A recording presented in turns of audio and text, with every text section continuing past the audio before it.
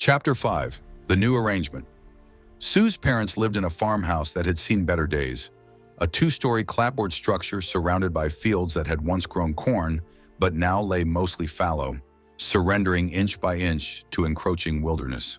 The paint was chipped and faded, the front porch sagged slightly, and the windmill in the yard creaked a melancholy dirge with each passing breeze. Yet despite its outward decay, the place possessed a certain dignity, like an aging prizefighter who could still command respect even with his bruises and scars. The interior was warm if cluttered, decades of accumulated possessions filling every available surface. Family photos crowded the walls, documenting generations of births, graduations, weddings, and holidays. The furniture was mismatched but comfortable, worn into the shapes of those who had sat there night after night, year after year. Sue's parents, Harold and Elaine Wheeler, greeted their daughter with expressions that hovered between concern and a certain resigned familiarity, the look of people who had weathered similar storms before. Their reception of Zaph was more cautious, their eyes assessing him with the wary calculation of farmers sizing up an unfamiliar animal that had wandered onto their property. "This is Zaph," Sue introduced him, her voice betraying a nervousness Zaph hadn't heard before. "He's a good friend. He's been helping me through all this." Harold nodded gravely, extending a weathered hand that had known decades of hard work. "Appreciate you looking after our girl," he said, his voice gruff but not unkind. "Any friend of Sue's is welcome here." Elaine's welcome was more reserved, her gaze lingering on Zaph with motherly suspicion. "We've got the back corner bedroom made up," she said to Sue. "I'm afraid your friend will have to take the sofa." Sue began to protest, but Zaph touched her arm lightly. "The sofa's fine, ma'am. I appreciate your hospitality." Later, as they unpacked Sue's things in the cramped bedroom with its faded floral wallpaper and heavy oak furniture, Sue apologized. "My parents are old-fashioned. They don't understand about us." Zaph offered a reassuring smile. "It's okay. We'll figure it out." He glanced around the room, noting the thin walls and creaking floorboards. "Though we'll need to be quiet." Sue blushed, the color rising prettily up her neck and into her cheeks. "Very quiet," she agreed, a conspiratorial gleam entering her eyes. It was strange to see her here, in this setting. At home, at Ted's home, she had been confident, in control, the architect of her own carefully constructed reality. Here she seemed younger somehow, less certain, as if the house itself had the power to strip away years and reduce her to the girl she had once been. That night, as the Wheeler household settled into sleep, Zaph lay on the lumpy sofa, staring at the ceiling, listening to the sounds of the old house breathing around him, the tick of expanding and contracting wood, the gurgle of water in ancient pipes, the whisper of wind seeking entrance through poorly sealed windows. He thought about Ted, likely spending his first night in a jail cell, and felt an unexpected twinge of, not guilt exactly, but something adjacent to it.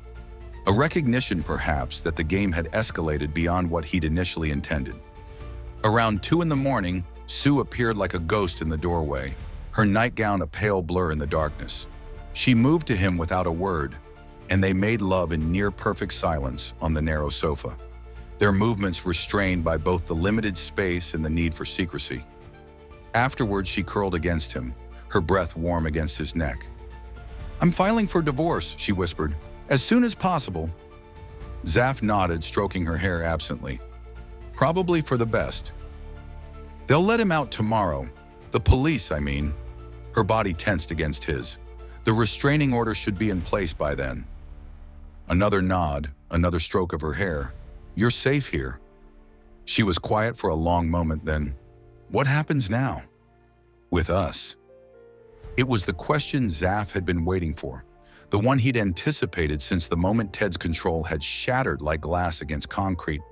The next phase of his plan hinged on her asking, on her seeking definition for what existed between them. "We take it one day at a time," he said, the deliberate vagueness designed to keep her uncertain, seeking reassurance. "See where things go." She lifted her head to study his face in the dim light filtering through the curtains. "That's not really an answer." It's the only one I have right now. He gently disengaged from her embrace. You should go back to your room before your parents wake up. Sue hesitated, clearly wanting more, but eventually nodded and slipped away, leaving Zaph alone with the house's midnight sounds and the weight of decisions yet to be made. The days fell into a pattern that was almost domestic. Zaph found work at a local computer repair shop in the nearby town, the owner grateful for his expertise despite his youth. Sue spent her days helping her mother around the house and making occasional trips to meet with her lawyer about the divorce proceedings. The nights belonged to them, stolen moments of connection while the household slept, secret meetings that carried the thrill of forbidden things. Harold and Elaine adjusted to Zaph's presence with the stoic acceptance of people accustomed to rolling with life's unexpected turns. If they suspected the true nature of his relationship with their daughter, they kept such thoughts to themselves, maintaining the polite fiction that he was merely a friend helping through a difficult time. One evening, about 2 weeks into their stay, Zaph overheard Harold and Elaine in heated discussion in the kitchen. Their voices were kept low, but the old house carried sound in strange ways, channeling it through heating ducts and along hallways. We're behind on the taxes again, Harold was saying, his voice heavy with defeat. County's threatening to put a lien on the property if we don't pay up by the end of the month. How much? Elaine's question was practical, grounded in decades of navigating financial hardships. $350, plus the water bills past due. Maybe Sue could... I'm not asking her for money, not with everything she's going through. Harold's tone was final. We'll figure something out. We always do. The conversation shifted to other topics, but Zaph had heard enough. The next morning, he approached Harold as the older man was tinkering with a tractor that had seen better days. Its red paint faded to the color of dried blood. Mr. Wheeler, Zaph began, keeping his tone respectful, I couldn't help overhearing about the property taxes. I'd like to help, if you'll let me. Harold straightened, wiping his hands on a rag that might once have been white. That's not your concern, son. I'm staying in your home, Zaph countered. Eating your food. Seems only fair I contribute.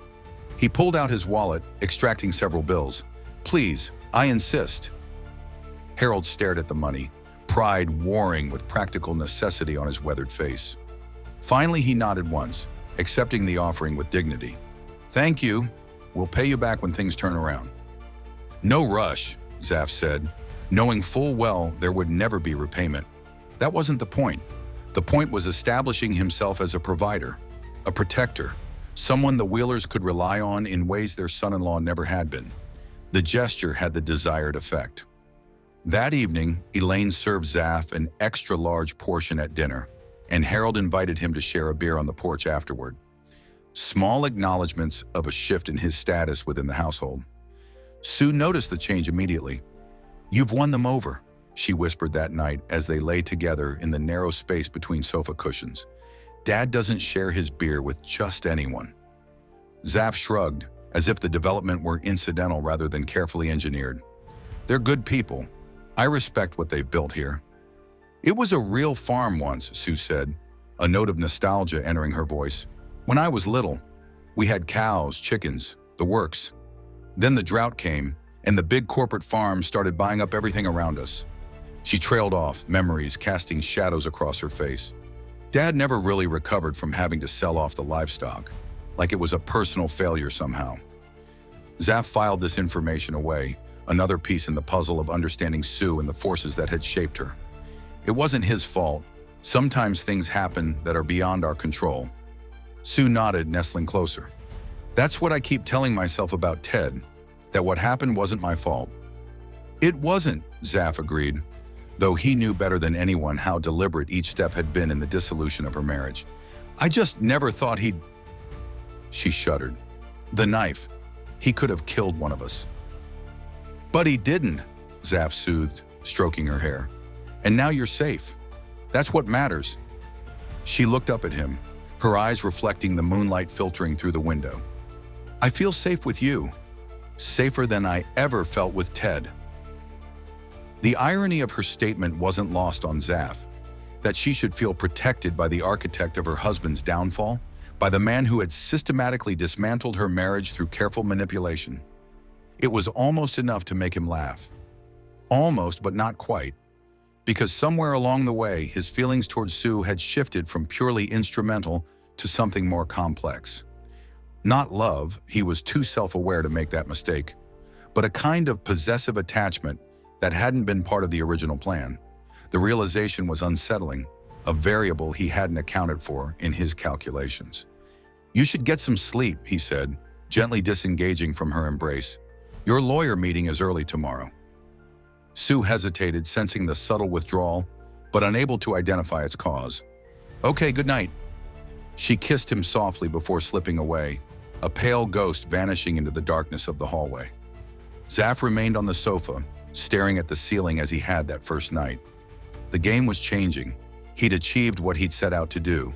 Mary was gone, Ted was broken, Sue was his. Yet instead of satisfaction, he felt oddly hollow, as if the victory had cost him something essential that he couldn't quite name. The arrival of Sue's brother Jason disrupted the delicate equilibrium they'd established. He appeared without warning one afternoon, a duffel bag slung over his shoulder and thunder in his expression. At 25, Jason Wheeler carried himself with the coiled tension of someone perpetually ready for a fight. Shoulders squared, jaw set, eyes scanning for threats, even in the safety of his childhood home. Zaph sensed the hostility immediately. The way Jason's eyes narrowed when they were introduced, the deliberate extension of his left hand for the handshake, a small but telling provocation. "So you're the one who's been staying here," Jason said, the statement more accusation than observation. "Jason," Sue warned, recognition of her brother's mood evident in her tone. Zaph accepted the offered left hand, hyper-aware of Jason's right fist clenching at his side. Time seemed to slow as instinct took over, the same instinct that had helped him survive other confrontations, other dangers. He ducked as Jason's right hand swung toward him, the movement so fluid it felt choreographed. Jason's fist connected not with Zaph's face, but with his father's cheek, the older man having stepped forward at precisely the wrong moment. The crack of knuckles against bone echoed in the suddenly silent kitchen.